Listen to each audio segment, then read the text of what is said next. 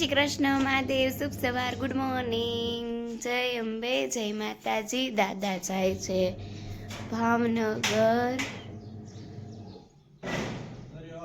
હરિઓમ મહાદેવ. ભાવનગર જાય છે દાદા દુકાને. આજે જવાનું છે, વેચાણ છે એટલે છોકરાઓ નાસ્તો. શું કરો છો?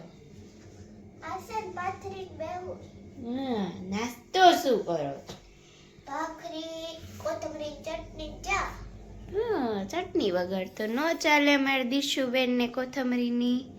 અને આપણે પીએ છીએ આપણું રાણી જેવી ચા, રિફ્રેશ.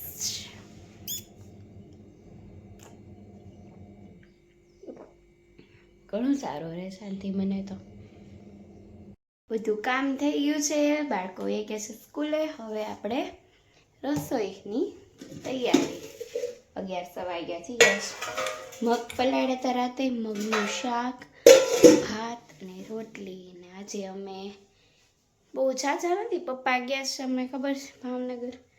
કાકા, દેવાંગ ને 2 છોકરાને હું ફટાફટ રસોઈ કરી નાખીએ. પછી વંશભાઈને આજે છેલ્લો વારનો રાઉન્ડ છે ચેકઅપનો, એ બતાડી દઈએ એને. 2:30 વાગે જવાનું છે એટલે બતાડી દઈએ એને. પછી ઘરના બધા કામ પતાવીને ફ્રી થઈને વંશને હોસ્પિટલ લઈને ગયા. આજે છેલ્લો બતાડવાનું હતું એટલે હોસ્પિટલ જવા નીકળી ગયા. હોસ્પિટલેથી વંશને બતાડીને 4 વાગે આવ્યા. 4 વાગી ગયા હતા. 4 વાગે આવીને પછી સુઈ ગયા ઘડી. ત્યાં 5 વાગે પ્રીમેટ હતી, મારે મીટિંગ હતી પ્રીમેટની ફોનમાં. ઈ પતિ હવે 6:45 હવે પછી રસોઈની તૈયારી. દૂધી બટેટાનું શાક ને ભાખરીની કરી નાખીએ. કરે છો વંશ? મેં બેઠો છું. શું કરે? પેન્ટારે રમે છો? હે, તું જઈમો? શું જઈમો? મેં શાક, રોટી, ભાત ખાધી. ઓહો, વંશુએ શાક, ભાખરી. તું આવી ગઈ? હા, વાસણ ધોતી હતી. વાસણ ધોઈને આવી ગઈ? મારું પેન તૂટી ગયું જોઈ. હા ભાઈ, એનું પેન તૂટી ગયું, જોઈ લો. હું એ બહાર તૂટી ગયો. એ પેન તૂટી ગયું. જમી લીધું બધાએ? આ જો ભપ થઈ ગયો ભાઈ. ભપ થઈ ગયો ને? જમી લીધું બધાએ.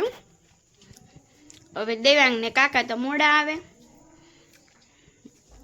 કપડા તો કઈ હું રાતે અમારે નથી નાખતી, કારણ કે પાણીના કઈ ઠેકાણા હોતા નથી અમારે અહીંયા.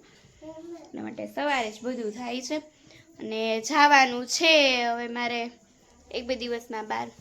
એટલે એ બધી થેલાની ને બધું હું કપડાં ને બધાની તૈયારી કરવી પડશે ધીમે ધીમે. ચાલો ત્યારે તો મિત્રો, આજનો અમારો વ્લોગ તમને ગમ્યો હોય તો લાઈક, શેર, સબસ્ક્રાઈબ જરૂર કરજો. કમેન્ટ જરૂર કરજો. સબસ્ક્રાઈબ તો કરજો તેને, શેર કરજો ને. જય અંબે, જય માતાજી, મહાદેવ, જય શ્રી કૃષ્ણ, શુભ રાત્રિ.